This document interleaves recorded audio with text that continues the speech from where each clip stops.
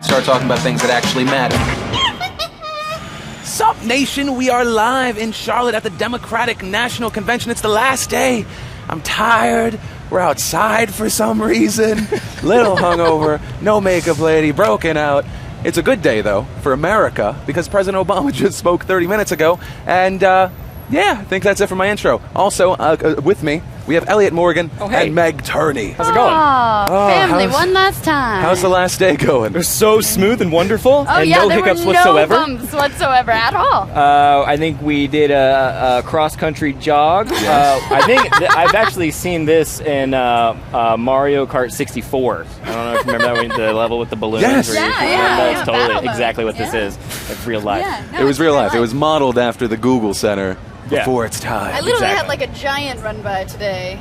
Yeah? We were running. We made the run. It was like Godzilla had attacked the city, and I I, think was you're just gonna- running mindlessly. You're going to post that video tomorrow, right? Yeah, it's posted right now. Yeah, so make sure you check out Elliott's channel if you want to see us looking like idiots running through town. But our convention coverage may be ending tonight, but we still have a show for you. So make sure that for our segment later, which is The Nation Speaks, you tweet us using the hashtag PDSLive in a response to the question of the day today, which is, what did you think about Obama's speech tonight? Did you think that it changed anything? Was it more of the same?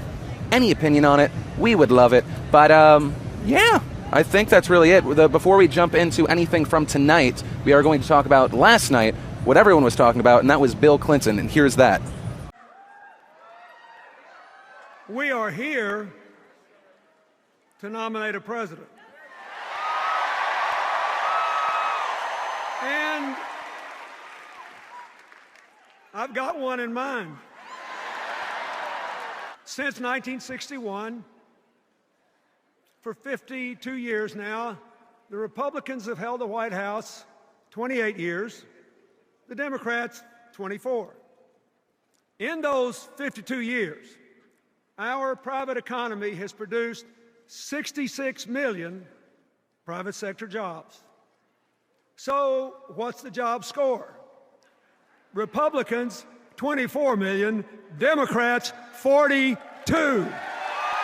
When President Barack Obama took office, the economy was in free fall. It had just shrunk 9 full % of GDP. We were losing 750,000 jobs a month. Are we doing better than that today? The answer is yes. The difference this time is purely in the circumstances. President Obama started with a much weaker economy than I did. Listen to me now. No president,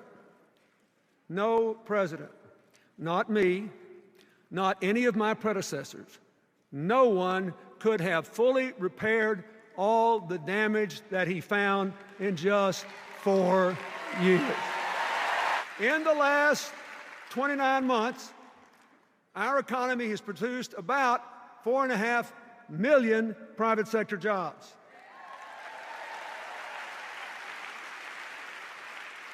We come through every fire a little stronger and a little better.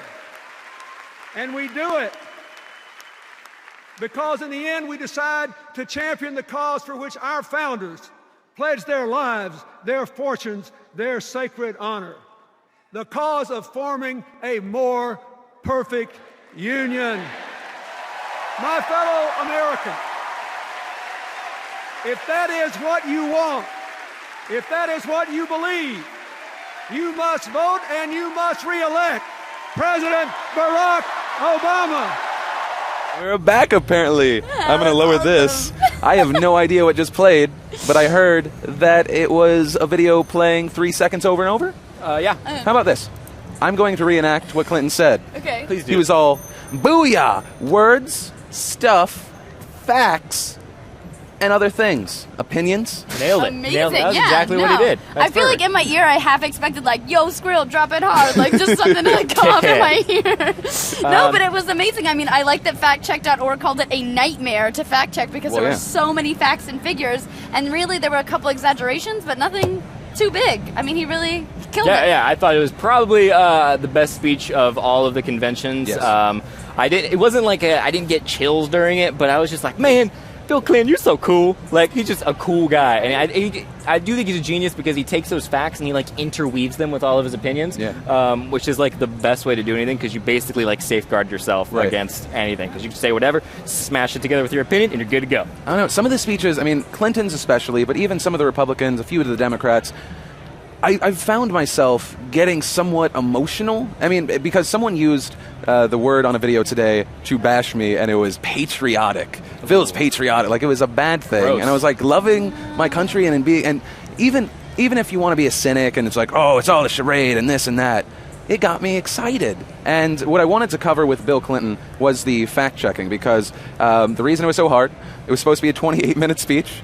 Really? Yeah, it turned into 48 minutes because he was like, I'm going to say a bunch of other words. And like when you actually look at some of the things that he just came up with, like George Washington's wooden teeth and like all those random tangents, it's kind of amazing that he came up with it. But let's see, fact-checking that I have here, thank goodness it's not needing any electronics. Yeah. We have, in the last 29 months, our economy has produced about 4.5 million private sector jobs. The fact checker said mostly true. He ignores declining government jobs.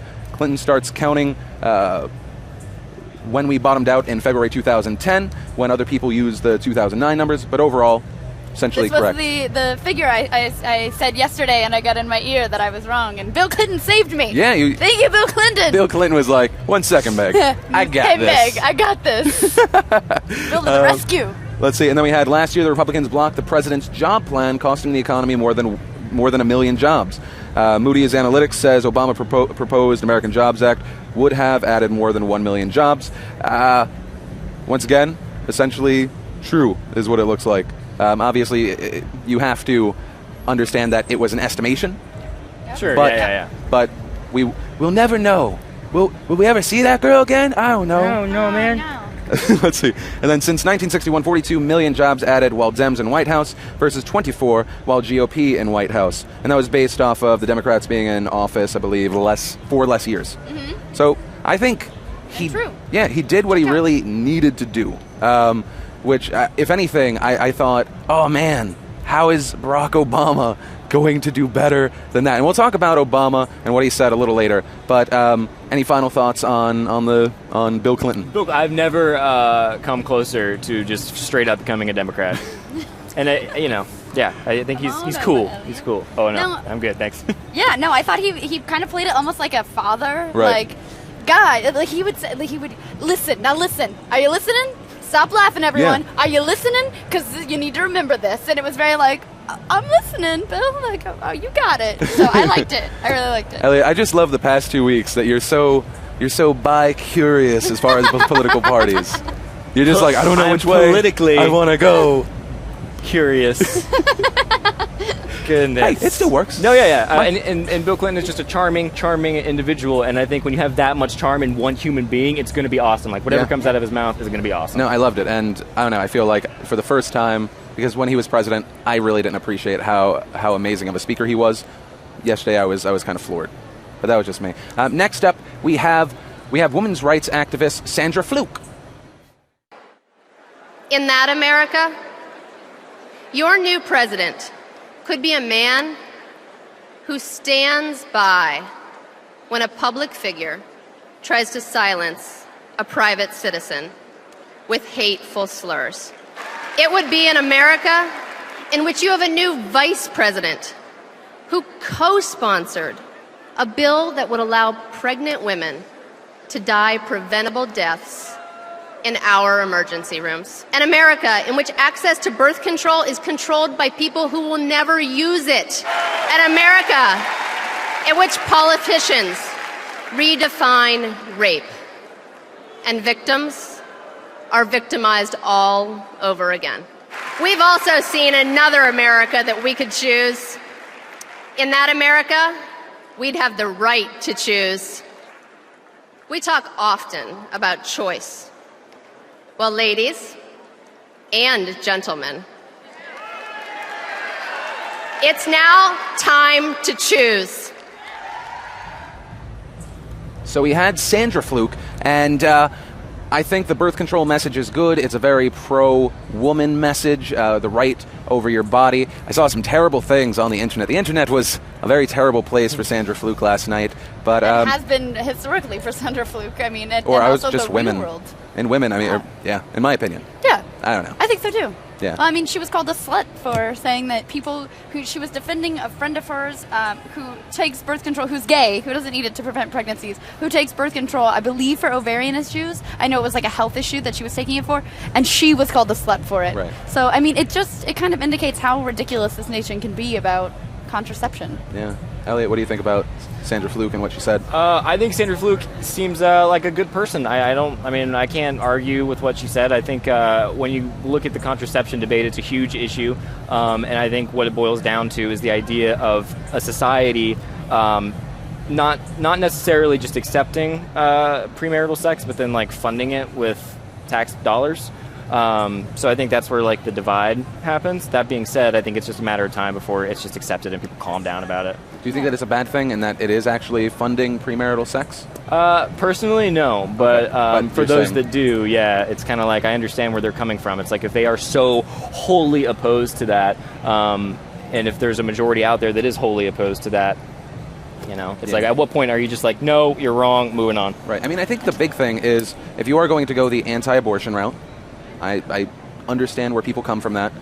Then we have to go into sex education. We have to go into birth control. I mean, if you want to stop that thing that you really, really hate, how about we educate and prevent, in my opinion. I totally agree, but I think my biggest problem with people saying they're against birth control because they're against premarital sex is there are women who have recurrent ovarian cysts that birth control helps them not become, victims to that, not having these recurrent ovarian cysts that can rupture and cause them monumental amounts of pain and take away their ability to even have children. I mean, there are health issues, cervical issues and ovarian issues that birth control heads off, and so people who aren't even sexually active need to be able to take it and need to have access to it. So what would you say to someone that said, okay, well, we'll only fund it if you need it for that reason, but not so you can just bang everybody? Well, I mean, I think that's a slippery slope because there are women who have, not to get all gross on the internet, but super heavy periods, PMS, things like this that birth control takes care of. Please don't leave yet, guys. I promise it's not all periods. No, it's completely normal. But I mean, there are things that birth control does help with that aren't, so cut and dry as saying you have recurrent ovarian cysts. Yeah, but that was Sandra Fluke. I think, getting the pro-female message, especially with the Democrats, pushing that Republicans hate women agenda. Well, agenda? Is that the right thing to say? That's the wrong word. I'm going to see that in a soundbite tomorrow with someone going, "You're an idiot." Anyway, next we have people that are not idiots. The Nation showed up yesterday, about 40 to 60 of you. I tweeted it out at like midnight, and here's what some of you had to say about issues that mattered to you. Basically, I feel like the social issues are what concern me the most, because I feel like if I can be drafted and if I can die for this country forcibly, then I should be able to marry who I want to. I should be able to put what I want in my body. And if I'm a woman, I should be able to do what I want. I'm really big into having the whole gay marriage thing. That's really big for me. The reason I don't like Mitt Romney as much is because he just kind of doesn't think that's real marriage, which is kind of stupid to me. Things that involve me, since I'm a college student, I really want to learn more about how I'm going to get out of this debt that I'm in right now. Well, veteran affairs, definitely. I mean, I think like Phil and Meg and Ellie talked about yesterday, I think that it's really important to honor the people that have fought for us so that we can live and I can be right here in front of the camera. So I think it's definitely one of the most pressing issues that we have today. What I would change in America is just compassion towards one another. I really wish that we could just work together on some things, respect other people's values, and just there are a lot of values that really need to be cherished from other people. So. I would like to see gay legalized everywhere. I would like abortion and pro-choice to be legal, because that's ridiculous that it's not for rape and incest and all that good stuff. I would like to see true freedom of speech. I think about Chick-fil-A recently. The CEO came out and said, he's not necessarily support gay marriage. And a lot of people that were all about tolerance and free speech, just because his view didn't line up with theirs, they came up with uproar against him. I definitely wish that people in power would talk more about the legalization of marijuana. I feel like that Obama's kind of glazed over it, so I'd really like more information and more chatter about that. That's what I'm interested in. I would like to see the bipartisanism stop, because it feels like there are two camps. It's like here are the Republicans, here are the Democrats, and if Obama wants something, just because Obama wants it, the Republicans aren't going to do it. I feel like it's just party lines, and we're going to worry about our re-elections. So it seemed like a lot of these social or college issues, a lot of the people that did show up were pretty young. I think max, there was like a 30-year-old person bringing out the top. But gay marriage, a big thing. It's something that we've discussed over the past 2 weeks. College student, that was addressed tonight as far as Pell Grants. It was also last night, which, the fact checkers did point out. I think it was Quinn yesterday who was throwing out all these different numbers as far as the gutting, Romney not saying that, but Obama really pushing for college students, education, things like that. Veteran affairs you talked about yesterday. And we heard from a lot of the people talking about veteran affairs, and we have to take care of our heroes, and it's all these words, and it's both sides.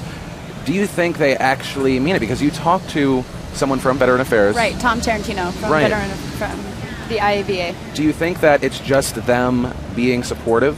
So I think that, I noticed that Democrats talked about it a lot more than Republicans did in their speeches. Obama talked about it tonight. Joe Biden got emotional while he was talking about it tonight.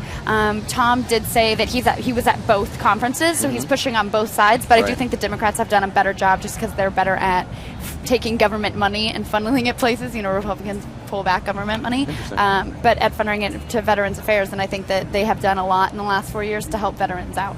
Okay. Yeah, I'm just happy to see it being talked about. I think both sides. I don't doubt sincerity when it comes to that kind of thing. I say that. I doubt a lot of sincerity. Yeah, but I don't know. I think if you are going to have one thing that you are truthful and straightforward about, I would think, or at least hope, it would be something like that. Yeah. Right. Well, it is hard to believe the sincerity. Everyone always throws out this person in my family, which insert thing. And then other thing. And whenever they talk about Veteran Affairs, they always cut to the one guy wearing a bunch of pins and everything, and he's decked out, and he really believes. And I don't know. I just imagine for every person that's like that, there are tons of people just broken, damaged, not being taken care of. And I feel like it's both sides have 100% failed. Yeah. I don't know. And then we had the compassion, still kind of relating to it, but more of, I think a lot of it was social and economics. Well, Seems social like issues 90%. traditionally matter to younger voters, yeah. way more than fiscal issues. Yeah. I don't know. I think from there we are going to move on to tonight's speeches, starting with former Republican Governor of Florida, Charlie Crist. Here's that. My friend Jeb Bush recently noted Reagan himself would have been too moderate, too reasonable for today's GOP. If we only have leaders who are willing and enthusiastic to find common ground. No political party has a monopoly on that kind of leadership. But as a former lifelong Republican, it pains me to tell you that today's Republicans and their standard bearers, Mitt Romney and Paul Ryan, just aren't up to the task. President Obama saw what I saw, a catastrophe in the making, and he took action. So Crist repeating a point that several have, neocons, the extreme Republicans. We almost got attacked by Mothra. I got attacked by a moth. But neocons! Neocons! That's what I was talking about. The extreme Republicans that were completely unwilling to work with Obama.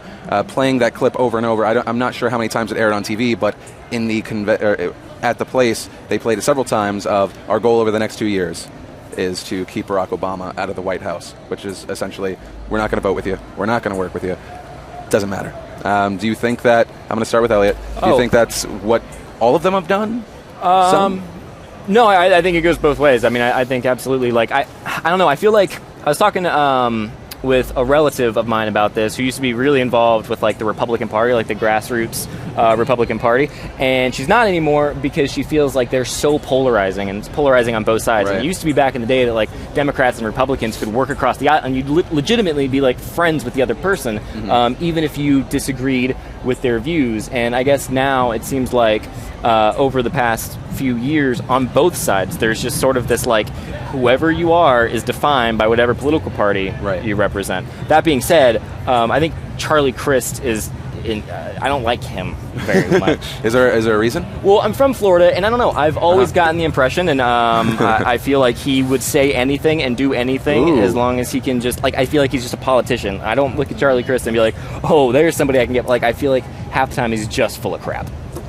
But that's just my opinion. I love how honest that was. Yeah. That was awesome. Meg, opinion? I do think that there have been, on both sides, but more, in my biased opinion, on the Republican side, saying, like, we're not going to vote with President Obama, just to kind of, this idea that they've kind of dragged down the economy so it looks really bad for him and it's going to be very hard for him to get elected, that they've purposely not voted for bipartisan efforts. And even when things that have been pitched that were conservative pitches first, then later on the Democrats have pitched them and the Republicans have said, like, no, we're not going to touch that now. I would say that's annoying because that's why I liked Bill Clinton's point that we need to work across the aisle, holding hands, and that we need to not look at political parties. We need to just get real world solutions. I like that. Yeah, that was awesome, and I think that was probably my favorite part about Bill Clinton's speech is when he started going into the whole working with your partners across the aisle. I really liked, though, the response from the Romney campaign to Bill Clinton's speech, which was basically like, the speech basically just proved how different Bill Clinton is from Barack Obama, because it just highlighted how awesome he was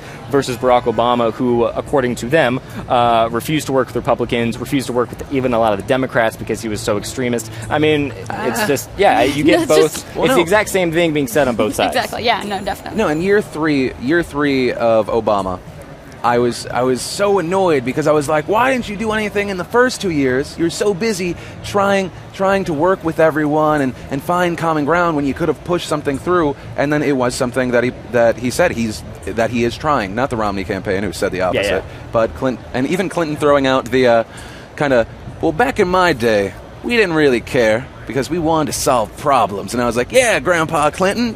Yeah, no, it did feel very granddad Clinton when he said things like that. Someone that is not Bill Clinton is John Kerry, who went a little insane and I would say almost slapsticky on Mitt Romney, and here he is here. But I say to you, this is not the time to outsource the job of Commander-in-Chief. Our opponents like to talk about American exceptionalism, but all they do is talk. They forget that we are exceptional not because we say we are, but because we do exceptional things. We break out of the Great Depression, win 2 world wars, save lives fighting AIDS, pull people out of poverty, defend freedom, go to the moon, and produce exceptional people who even give their lives for civil rights and for human rights. It took President Obama, against the advice of many, to give that order and finally rid this earth of Osama bin Laden. Ask Osama bin Laden if he is better off now than he was 4 years ago. When a brutal dictator promised to hunt down and kill his own people like rats, President Obama enlisted our allies, built the coalition, shared the burden, so that today, without a single American casualty, Muammar Gaddafi is gone and the people of Libya are free. Folks, Sarah Palin said she could see Russia from Alaska.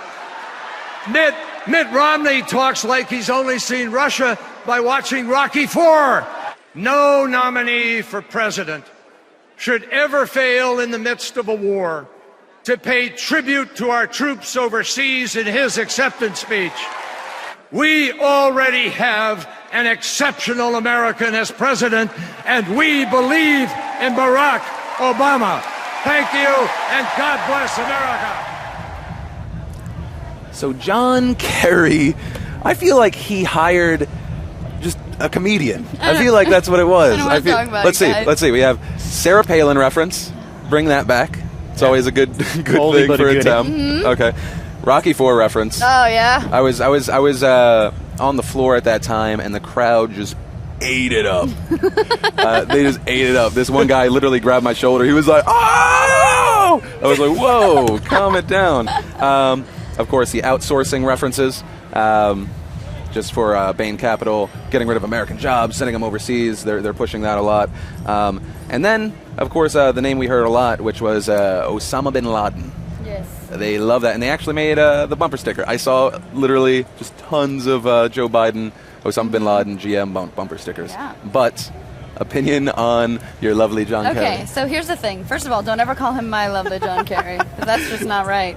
I want to say that the outsourcing reference, not as ridiculous as all the other references to me. Okay, right. And the Osama bin Laden thing. Okay, ask him if he's better off. He's going to say no. That's the worst. You're going against what you want people to say. Yes, they're better off. Osama bin Laden is going to say no. He's clearly not better off because he's freaking dead. Well, that's the point. And he's not better off. That was the joke. You're the worst. But for the rest of it, I honestly, like, during his speech, I just wanted to, John, shut up. Shut up, John. Someone get Kerry off the stage. That's how I felt during his whole speech. I really wish Kerry would have addressed if he thought Osama bin Laden would be dead if he had won in 2004, because I would venture to say that he wouldn't. But that being said, no, I mean, it was a bunch of red meat. I feel like seeing this one after Bill Clinton was really kind of sad, because Bill Clinton does all this broad stuff, bipartisan, awesome, I'm Bill Clinton, I'm charming, and John Kerry gets up there and it's like buzzword, buzzword, buzzword, and everyone's like, yay, I mean. He did a terrible job. I'm happy to admit when someone on our side fucks up and John Kerry in embarrassing amounts. You should say my side. I meant ours, like as in Democrats, not in you guys. I just don't want people to, start thinking stuff. No, clearly, you're so patriotic already. Don't be patriotic, Phil. God. No, I do agree. I think that if anything, he did more damage, even though the floor loved it. I know the hardcore base loved it. I think he undid the classiness of Michelle Obama, who she didn't bash, she did not name, Romney, and then Bill Clinton, who did name Romney, but did it with facts and this and this.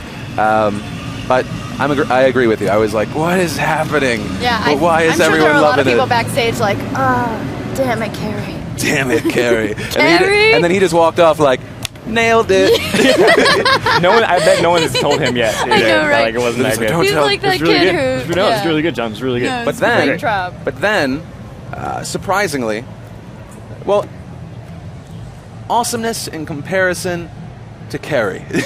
We have Vice President Joe Biden. We've got 3 incredible kids. And Bo, I want to thank you for putting my name in nomination to be Vice President of the United States. I accept.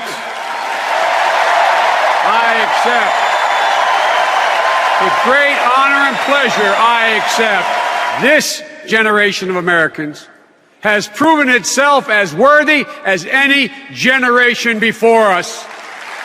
The message it would have sent around the world if the United States gave up on an industry that helped put America on the map in the first place. Conviction, resolve, Barack Obama. That's what saved the automobile industry. Conviction, resolve, Barack Obama. And he also knew the message we had to send around the world. If you attack innocent Americans, we will follow you to the end of the earth. Because of all the actions he took, because of the calls he made, because of the determination of American workers and the unparalleled bravery of our special forces, we can now proudly say what you've heard me say the last 6 months. Osama bin Laden is dead and General Motors is alive.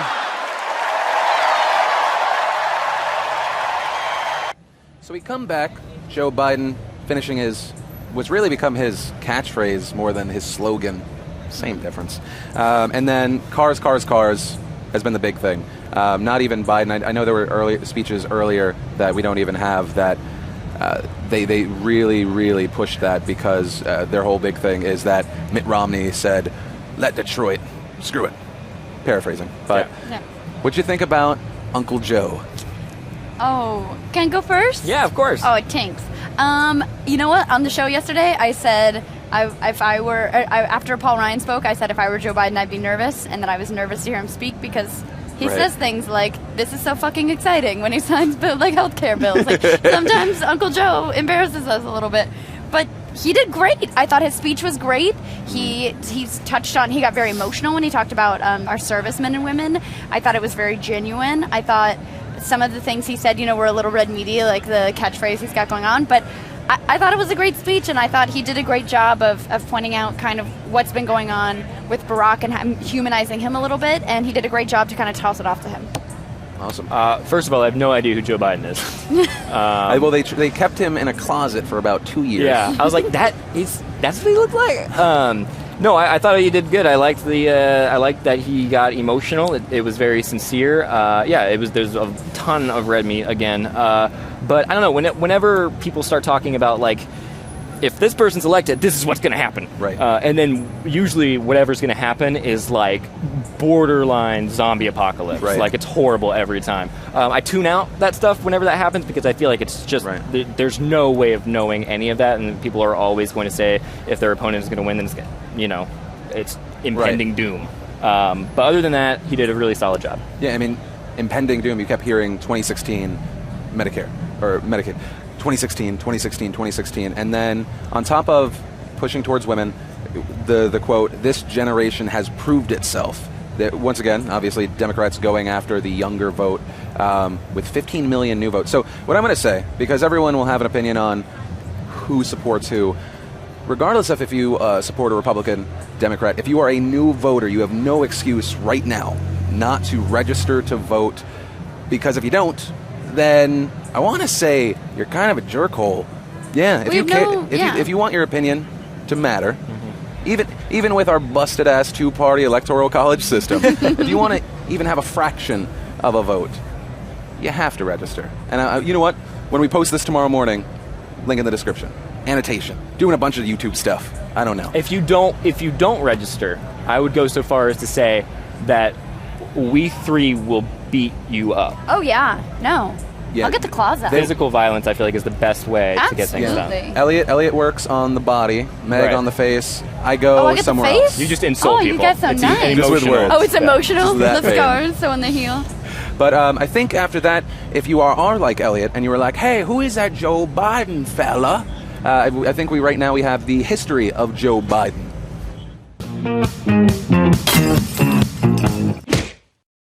Heck is Joe Biden? I went outside and asked a bunch of people on the street, and they all replied with, I don't know, who the F is Joe Biden? I was like, hey, don't answer my question with a question, especially when it's a profane version of the same question that I asked you, idiot. You can drop the idiot if you want, because it's very mean. So what I gathered from all that is that a bunch of people don't really know who Joe Biden is. Guess what? He's the vice president, like, right now. But guess what, you guys? That's not all that he's done or been. He's more than just the current vice president. And that's why I am here. Me, Joe Beretta, presenting to you, Joe Biden. Joe on Joe. It's not a weird sex thing. Yet.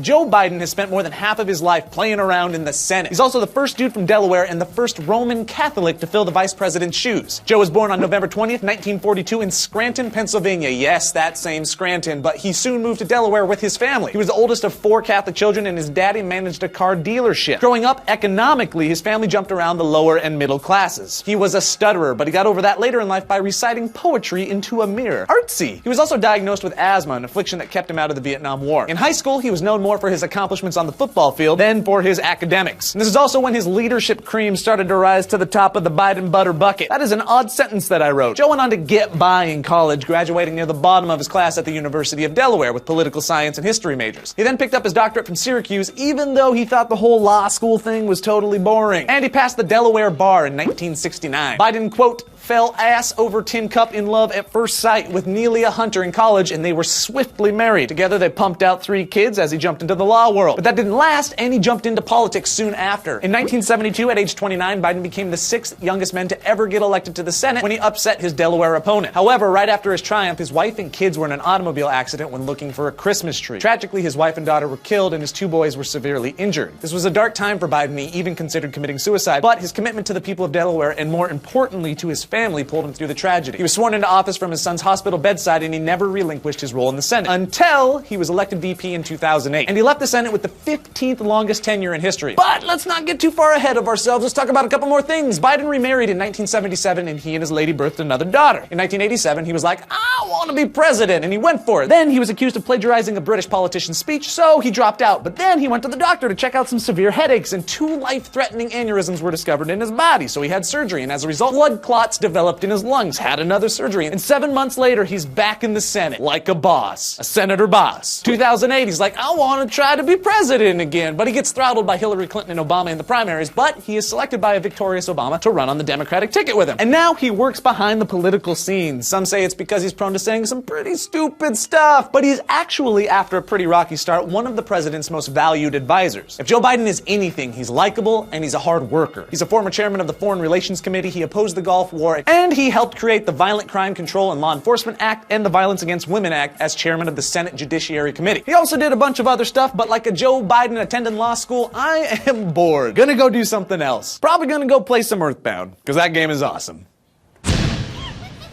And now you know way too much about Joe Biden. Yay! Yay! But next up, we have the president. The president spoke tonight. It's what we've been waiting for. It's why you're probably watching this right now. So here are some highlights. Madam Chairwoman, delegates, I accept your nomination for President of the United States. And when the House of Cards collapsed in the Great Recession, millions of innocent Americans lost their jobs, their homes, their life savings, a tragedy from which we're still fighting to recover. But they don't want you to know their plan. And that's because all they have to offer is the same prescriptions they've had for the last 30 years. Have a surplus? Try a tax cut. Deficit too high? Try another. Feel a cold coming on? Take 2 tax cuts, roll back some regulations, and call us in the morning. We have been there. We've tried that, and we're not going back. We are moving forward, America. I've met workers in Detroit and Toledo who feared they'd never build another American car. And today they can't build them fast enough because we reinvented a dying auto industry that's back on the top of the world. And yes, my plan will continue to reduce the carbon pollution that is heating our planet because climate change is not a hoax. More droughts and floods and wildfires are not a joke. They are a threat to our children's future. And in this election, you can do something about it.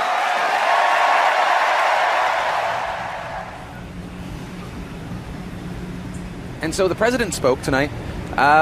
You know what? I'm going to let you guys just jump straight into it. Elliott, what was your opinion on the president's speech? He's cool. And I wish that instead, hey, that might be him. Those are pretty lights. Look at all that. Yep, that's anyway, yeah. So no, I thought he did a great job. I thought he kept it very broad, very big, very like everybody loves America. Woohoo! And yeah, I wish everybody was as cool as Barack Obama. I mean, he's a cool individual. That's all I can say about him. Yeah. No. Literally all I can say about him. No, but I mean, one, yes, Obama is cool. 2, I don't care. I don't care anymore. I don't care. I was into it at first. I was like, yeah. No, I mean, I still, once again, I get excited about politics. It's weird. I don't understand why I'm excited. I don't get why I'm emotionally invested in things that might not affect me for years or at all, but I am. But I mean, he did throw out the carbon pollution. They did actually. They talked about the environment tonight. That is one thing I would say that he did touch on. I feel like Clinton talked about everything else, and then Obama was like, "What do I got? Yeah, what do I have left?" He talked about a few things. Bill. He definitely talked about specifics. And then he just got on the phone. He's like, "You didn't leave me anything." Yeah. But Meg, what'd you feel? I thought it was great. I thought he talked enough about specifics. He did talk about the environment. He talked about the tax cuts that the Republican Party is pitching. He talked about the budget and deficit reduction. I thought he went into enough specifics to say, here's my plan. He even called the Republicans out and said, they didn't tell you. They told you how I'm doing a bad job, but they're not saying how they're going to do a better job. Right. Here's how I'm going to do a better job. And our job isn't done yet. And I know that it's hard to be patient, but let's be patient. And here's what we're going to do. That he did just enough of that and did enough fluff that it was still really exciting. Right. And also 4 more years. Did he actually say like what he's going to do? Because I remember he said like. I remember he said, "You have one person." He like called the Republicans out, and he was like, "Yeah, they're not even saying what they're going to do. They're just saying what a horrible job I'm doing." But did he actually, after that, say what he's going to do? Yes, he did. He did talk about what he's going to do. He talked about his plan for deficit reduction. He talked about what he's going to do to encourage education. He wants to get 100,000 more math and science teachers enrolled in the next 5 years. He talked a bunch of specifics. Did he say how he was going to do that, or he just said he's going to? Because that's exactly what the Republicans do. They sit there and they go, I'm going to do this, I'm going to do this, but neither actually talk about specifics. You know what? We were watching it together and both drinking. I believe he did say something. The tires of the bus feel really great on my back. No, but I think he did talk about, how he wants to reduce the deficit. He's not going to do it with a tax cut. Talked a lot of specifics that I felt like he talked enough specifics that when I get the piece of paper with the words on it that he did say, I'm going to be able to point it to you, and then we're not going to be live in front of everyone. I believe he said like what he wants to do. I won't have a chance to make my point. I think he didn't talk about specifics enough. Could be argued. Sure. It could be argued. Anything could be argued. But I think it comes down to the whole idea is, hey, remember how you guys voted for change, and then for some reason some of you thought that was going to be like overnight? Yeah, that's not, I'm sorry that you thought that, but it's a slow thing. And then he said, you voted for me because I'm going to tell you the truth. Yeah. I thought that was like the best part. I mentioned it last night because I said like after talking to everybody that I was leaning a little bit more left, and it basically boils down to that, this idea that like, well, he hasn't fixed it yet. And I don't remember who said it, watched like 19 speeches, but like somebody said that the Republicans, maybe it was Bill Clinton, the Republicans said that, well, you inherited a mess, you didn't fix it in 4 years, so get out so we can get back in there. Yeah, and Bill I think Clinton that's the best point that I've heard this convention so far. Yeah. I think the whole message has been, things take time. Yeah. I think that's what it was, and I think that he did get that across. I don't think that he needed to go too specific. What I would say is something, but I just blanked completely. Oh, does it feel good? Because it feels like when Elliott asks you a specific question and then you're like, oh shit, I had something to say, and then, oh my god, no, I'm live and I can't think of it. Oh my god, Elliott Morgan. No, I'm just curious. I think when it comes to these like big time, like the headliners, it's like the headliners of a rock show. Like when they come out, it's less about what they're saying and more about the fact that they're there, and everyone's just like, I'm so excited to see you, which is totally normal and totally cool, and I completely understand why you wouldn't go into very specific logistics. Okay, and then I think from there, we are going to go into Meg's final thoughts. Oh. And that's going to be you. That's going to be me. Speaking directly to the people. Oh, hey, people. So here we are, the final moments of our political convention coverage. It's been quite the ride, hasn't it? We braved a hurricane in Florida, checked more facts and figures than you can shake a stick at. I got thrown under the bus. It felt good. We writhed with secondhand embarrassment at watching Clint Eastwood's frail psyche unravel before our very eyes. It's been a whirlwind of emotion, disappointment, triumph. But here we are, finally, the end. So what have I learned? I learned Republican women fear speaking to the media, that water slides are a great metaphor for freedom, and that no matter which side of an issue you stand on, it's important to be educated, to look at all issues from both sides, and to have a passion for your beliefs and principles, and to appreciate where the other side is coming from, even when you think they couldn't possibly be more wrong. Now, people have asked how Elliott and I could possibly get along when we stand on opposite sides of most issues, and the answer to me is simple. We respect one another. We respect that other people have beliefs that differ from our own, and although it's easy to let our passion overflow in an argument, it's important to see politics for what it is, an open discussion of ideas. As Elliott said last week, politics isn't about one party being right and the other being wrong. There isn't one good party and one evil party. There are just two parties that have opposing viewpoints. I've been accused a lot since we started this coverage nearly 2 weeks ago of being overly biased, a blind liberal. Now, I'll readily admit that I'm not shy about my opinions, and I'm quick to jump and interject when I disagree with a point. But that doesn't mean I'm not learning. Doesn't mean that I'm not listening. I'm always happy to learn about the other side of an issue. Hell, I'm even open to changing my mind once in a while. Shocking. I know, guys. All joking aside, this kind of respect is something our country desperately needs more of. Bill Clinton spoke last night about looking beyond party lines to find real-world solutions, and I couldn't agree more. Sticking to an idea, even when it's wrong for our country, because it's part of your political party's hardline beliefs, doesn't benefit anyone. Like Clinton said, it's good politics, but it's not good for this country. So let's take a step back. Let's educate ourselves on all sides of the issues. Let's listen to politicians from both political parties. Let's stop thinking only in the colors red and blue. And most importantly, let's vote. There's nothing in this country we can't change with our voice and our vote. If just 7% of those who stayed home in the last election had made it to the polls and voted for McCain, he would have won. 7%! That's it. That's all it would have taken to sway the most important election in this country. So let me leave you with something I've said a few times during these last 2 weeks that I still think holds true. Politics shouldn't be about fighting. It should be about learning. So let's learn all we can, and let's actually do something with that knowledge. Oh, beautifully said, Meg. It felt good, but then it was like, oh, I just fought with Elliott, and now I have to say how much I love him. I was fighting with Obama. It's not your fault that you were speaking that you on behalf happen to be in the vicinity of my mental fists. Oh, poor you guys. I love you guys. I love you too, Phil. But then, Wait, I said something and you just said Phil. I don't know. But I think what is next up is actually Elliott's final thoughts. We're bouncing straight. Straight to you. Okay, all right.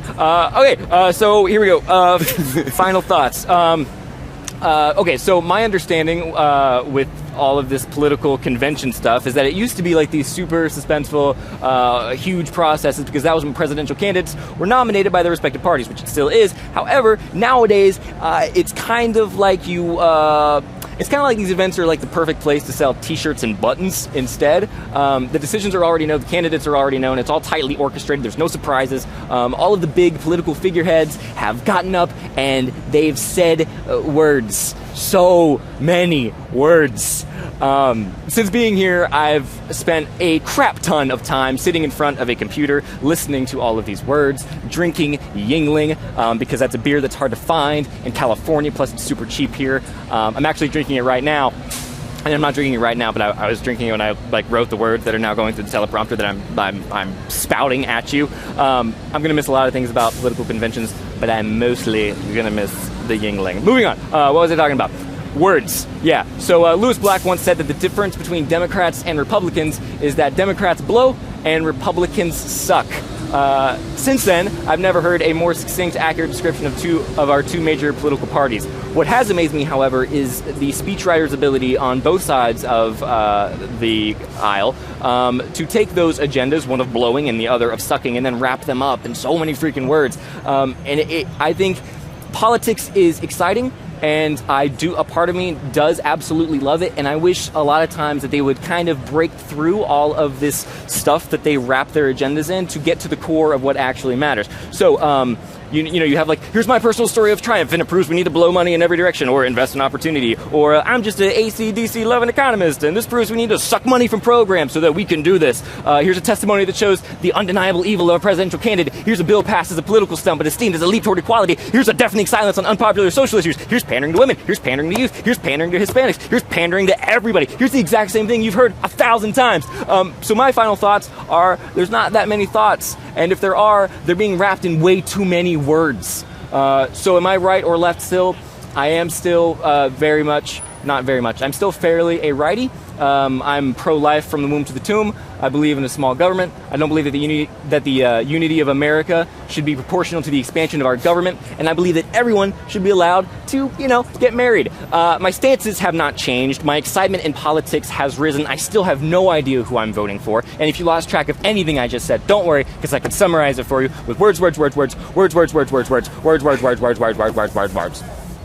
Oh. Words. I love it. That was words. I've never been so happy that I won Rochambeau before, and I got to go first, so I didn't have to follow words. Words. Yeah. And I would say my final thoughts, I didn't write anything down, but I jotted something down that you said pandering, and every 4 years, it feels like that's what it is. Lots and lots of pandering. And something, as someone that I really look up to, Zay Frank said something, I want to say 3 days ago, where it's these conventions, you have Democrats trying to prove that they have balls, and Republicans trying to prove that they have a heart. And I feel like a lot of that is true. Yeah. And a lot of the pandering works. I know that I've felt so many different opinions, and it's been very confusing figuring out what I believe when there are so many either valid arguments or things that are repeated so many times that I start thinking that it's actually true. But what I do say, the two things that are important to repeat I would say President Bill Clinton, is that no one's right all the time, and as long as you're more right than a broken clock, you're good. You're good. Also, vote. Fucking vote. It's important. It's very, very, very important. Vote. But that's my final thoughts. I think what we're going to move on to is The Nation Speaks. It's finally here. It's the last one, so I'm hoping that it's good. I'm hoping it's good. Meg? I'm going to start it off with AF Blurt, who says, coming from someone who served in Iraq, Obama and Biden really hit home with their speeches. Which I thought was nice. Like, they both talked about the troops. We talked about how no one was talking about the troops last night. It was nice that they actually talked about the troops in both of their speeches. Yep. Yeah, I agree. Soul Nova says, #PDS Live, I am more resolute than ever. Go get him, Barack Obama. You! Exciting that bass. B. Crunk says, the Democrats have kind of convinced me that they might do some good, but I'd still really like to see Ron Paul in office. Ain't gonna happen, B. Crunk. But I'm sad. Well, it's literally not, because... Well, someone brought up a good point yesterday. I'm not being a jerk, it's just not. No, I mean, someone brought up a good point yesterday. While Ron Paul might not be on every ticket, Gary Johnson is supposed to be on every ticket. Very true. Yeah. So, I mean, if you are libertarian, you want to try and prove a point, I say go for it. Yeah. 100% go for it, because you never know. Even if it's not a win, you could prove a point, and that might be the best that you can do this year, but it could lead up to something else. Yep. Yeah. Absolutely. Let's see here. Sergeant Savvy says, #PDS Live, a nation should not be governed by a religious stance when not everyone even shares that religion. I mean, I think that's easy to say, but what was every night and every speech closed out with? Well, God bless America. God bless America. But I feel like... One nation under God, and then Well, okay, but that was added in the 1950s. Preachers. I could argue prayer, that. But we also, you always ended it with a prayer. Yeah. So, I mean, we can say that it's different, but, I mean, maybe it's just that they feel stronger about it. I don't know. I mean...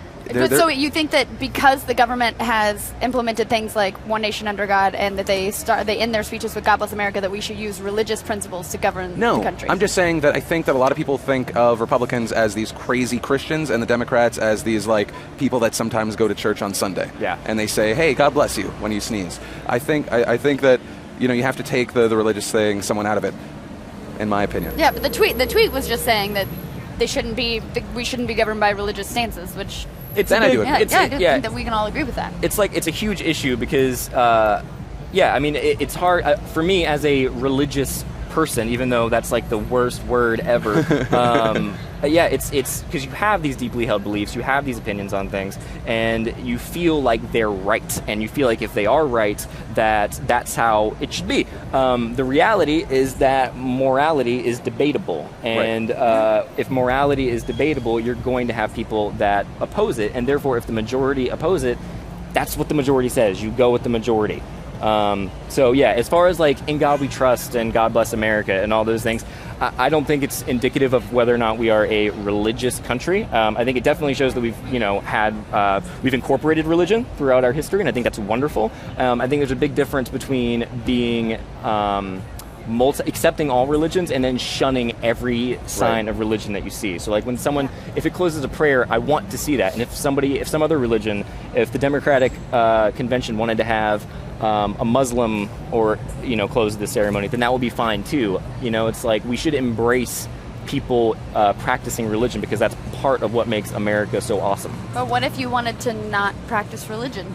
Then what if you had an atheist president? And I think that's part of it too. That's also something that should be embraced. I think a lot of it also comes from everyone feeling attacked. Yeah. 100%. I mean, when people say, like, getting prayer out of school, it's what a lot of these people were used to. I mean, I have my own opinions. I think that it always threw me off as a kid, but that's just me. It's the way I was raised. But a bigger thing would be gay marriage. We talked about it's not...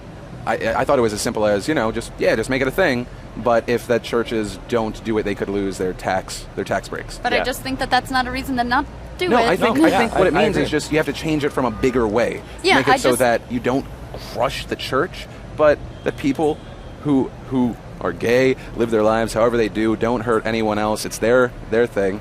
they can do what they do, and they get the same rights, same benefits. Yeah, marriage is a weird thing, especially from like a conservative stance, because you have something that is considered like holy and sacred, and then you mix it with as much government as humanly possible, and that's, I think, where the problem is.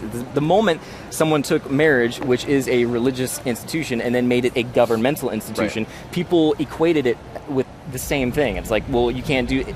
It's like if they were to take away the tax benefits of marriage, would that be destroying the sanctity of marriage? Like, I don't believe it would. Well, and what's funny, just think about what the original question was, and where we got to. Yeah.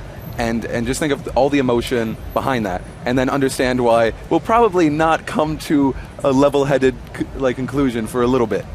Ironically, we're talking about. I think we all agree on this issue. Yeah. No, we 100% all agree, but it's like it's a very emotional, very. Just wait, we all agree on gay marriage, or we all agree that there's religion and government and they should that be separate, women shouldn't have any rights? Oh no, yeah, it's terrible. In the kitchen Yeah. all the time. Mm-hmm. Sandwich rights, though, that's like you have the right to make a sandwich. that's in Okay, Leviticus. well then we're good on that then. Yeah, no, good sandwich rights. Let's see, what do we have next? All right. Sandwich rights. Sons of the World says, both conventions have shown me that both parties have very different views on reality. The DNC, blind optimism. The RNC, blind rage. That's awesome. That's amazing. That might be the that best. plays into your heart balls thing. Yeah. Well, I think that might be one of the best tweets That was a good that one. we've had. That isn't about a specific issue. Let's see, Elliot, what do you have? Ag Biaj, Ag Biaj says, I was planning on voting for Obama, but watching it, the DNC and RNC has only confirmed it for me. Hashtag PDS Live. Oof. 21 Geoff21 said, maybe it's Jeff, but he just spells it weird. Geoff. G-E, I'm It's deleting all Jeff. this. Whatever. Jeffrey. Geoff says, the cons haven't really changed my opinion or stance. They just got me more excited to see the debates. I want some real talk. I think that's, the debates are the next thing. Yeah. Yeah. I mean, I think, where are we, about a month away? I don't Either know. in October, Yeah. every week in October. Okay, and then that's also something that should be mentioned. A big thing is that the Republicans attack the Democrats more. That's what we've seen a lot in tweets, and it's true. But I also wonder, because I try and think of it from a different point of view. If you're not the incumbent, isn't that kind of the point? Yeah, you have that underdog mentality. But you still have to say what I'm also going to do. Yeah. Which I think both sides have been guilty of not doing. Yeah. Call me Publius says, Alrighty. no, if anything, I dislike the Democrats and Republicans more than ever. Hashtag PDS Live. That's kind of honestly how I feel about a lot of this, and I think that's why I'm so excited about the debates, because I'm more excited about politics, totally less excited about Republicans and Democrats. I get that. For the final tweet, I think final this is a tweet. good one. Uh-oh. I mean, it doesn't have to be. Well, I just if think it's this is a good. great wrap-up because you'll like it so much. Prog Forum says, John Kerry, sleeper hit of the afternoon. He got jokes. Who knew? He's got jokes. He got jokes. Son? That's the way you have to end that. Son? That's not the last one. Let's see. Oh, okay. Let's go one last one. That's not John Kerry related. Sorry. Wow.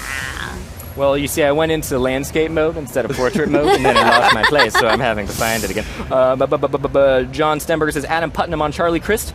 He wants to be in the parade so badly he'll wear anybody's costume. Tonight he dressed as a Democrat. Yes! That's exactly what I said. I don't even have any strong And feelings, also, but you're clapping, so I'll clap. Adam Putnam is fantastic. I like that guy.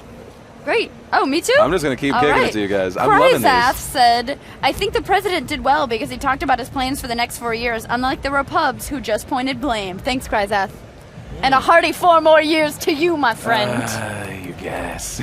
And Jal Jones says, the party lines are so obvious. I mean, Romneycare and Obamacare are so similar, yet Romney is just trying to... I know! I'm sorry! Yet Romney is just trying to beat Obama up on it. I agree with that. I agree that I thought it was funny that the Democrats didn't point out that Romney passed his own Romneycare, and now he's beating up on Obama for Obamacare. And can we say flipper flopper? And I think that might be actually the best thing to go out on, because all politicians are terrible, terrible people who punch babies in the face. Also the hypocrites. And they don't want moon bases. Newt, I don't know why. They do want moon bases. Do they That's what Newt Gingrich wanted, No, that's what I mean. and everyone They made ousted fun him. of him. It's like, I'm not... No! It's called priorities, people. Main point of the past 2 weeks, moon base. But that'll do it for The Nation Speaks. And I think that'll also do it for the show. Yeah, there's no one else that's going to talk. I think I'm going to go inside. I'm going to drink a few beverages that I cannot drink on camera right now, and then I'm going to set things on fire. Not really. Please don't. There's way too many police officers. No, there are too many to joke about. But I do want to say thank you for joining me for the past 2 weeks. Thank you for Thanks for having me. Yeah, Elliott Morgan. Your cuddles are the best. Meg, they smile really big, which is, I guess, a good thing, right? Yeah. Wait, my compliment you go out with is, I guess that's a good thing? Yep. Rude. The main thing I want to say is, of course, as always, my name's Philip Defranco. You've just been filled in. I don't know what camera I'm looking at, and I'll see you soonish. 4 more years, 4 more years, 4 more years.